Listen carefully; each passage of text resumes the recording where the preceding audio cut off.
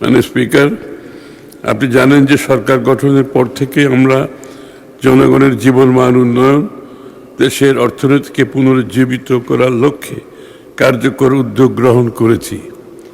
বর্তমান সরকার গঠনের পর থেকে সৃষ্ট বৈশ্বিক অস্থিরতা, অর্থনীতির অভ্যন্তরীণ কাঠামোর দুর্বলতা এবং মূল্যস্ফীতিজনিত চাপ মোকাবেলা করে দেশের অর্থনীতিকে পুনর্গঠন করা বর্তমান সরকারের অন্যতম প্রধান অগ্রাধিকার। সরকারি ব্যয়ের প্রতিটি ক্ষেত্রে অপচয় কমানো, অগ্রাধিকারহীন ব্যয় সংকোচন, প্রশাসনিক ব্যয়ে মিতব্যয়িতা নিশ্চিত করার চেষ্টা করছি। পাশাপাশি সরকারের নির্বাচনী ইশতেহার বাস্তবায়নের চেষ্টা করছি। তবে বৈশ্বিক পরিস্থিতির কারণে বিদ্যুৎ ও জ্বালানি ভর্তুকি সমন্বয় করতে হয়েছে এবং ফ্যামিলি কার্ড, কৃষক কার্ড, ইমাম, পুরোহিত, মুয়াজ্জিনদের জন্য সম্মানের মাধ্যমে নন ইনভার্টার এসির দামে ঘরে আনুন বিদ্যুৎ সাশ্রয়ী ইনভার্টার এসি।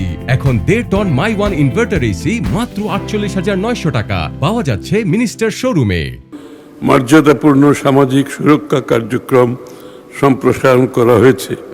এসব কার্যক্রমের জন্য আমরা সম্পূরক বাজেটে ব্যয় এবং ঘাটতির কিছুটা সমন্বয় করেছি। মাননীয় স্পিকার, চলতি 2025-26 অর্থবছরের মূল বাজেটে সরকারি নিট ব্যয়ের প্রাক্কলন করা হয়েছিল মোট 7,90,000 কোটি টাকা।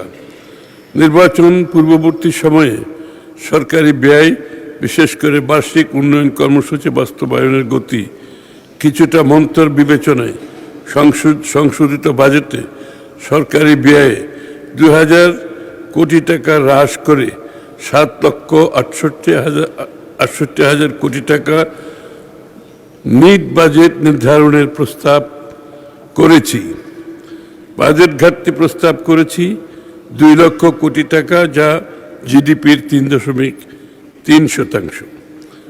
সংশোধিত বাজেটে মোট 27টি মন্ত্রণালয়, বিভাগ ও অন্যান্য প্রতিষ্ঠানের বরাদ্দ বৃদ্ধি পেয়েছে, যার পরিমাণ মোট 56,117 কোটি 59 লক্ষ টাকা। অবশিষ্ট 35টি মন্ত্রণালয় বিভাগের বরাদ্দ 59,348 কোটি টাকা 67 লক্ষ হ্রাস পেয়েছে। মাননীয় স্পিকার, 2025-26 অর্থবছরের সম্পূরক বাজেটের উপর প্রাণবন্ত আলোচনার জন্য আমি মাননীয় সংসদ সদস্যবৃন্দকে আন্তরিক ধন্যবাদ জানাচ্ছি। আমি আপনার মাধ্যমে এই মহান সংসদের সকল মাননীয় সংসদ সদস্যকে সম্পূরক আর্থিক বিবৃতিতে বর্ণিত দায়যুক্ত ব্যয় ব্যতীত অন্যান্য ব্যয় বাবদ দাবিকৃত মঞ্জুরি সমূহ অনুমোদন দেওয়ার জন্য অনুরোধ করছি। মাননীয় স্পিকার, আপনাকে ধন্যবাদ।